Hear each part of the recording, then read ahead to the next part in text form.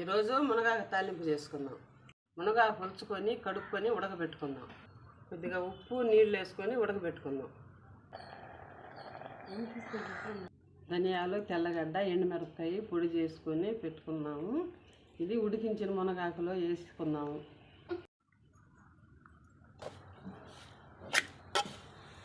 ఇప్పుడు నూనె పోసుకుందాం.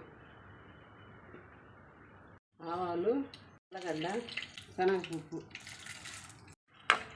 ఇవన్నీ బాగా ఏగాయి కలిపి పెట్టుకున్న మునగాకు వేసుకుందాం.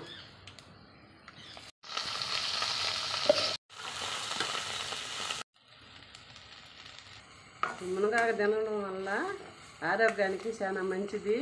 మేము వారానికి ఒకసారి అయినా చేసుకొని తింటాము. మునగాకు తాలింపు తయారైపోయింది, దించేసుకున్నాం. తాలింపు బాగా వచ్చింది.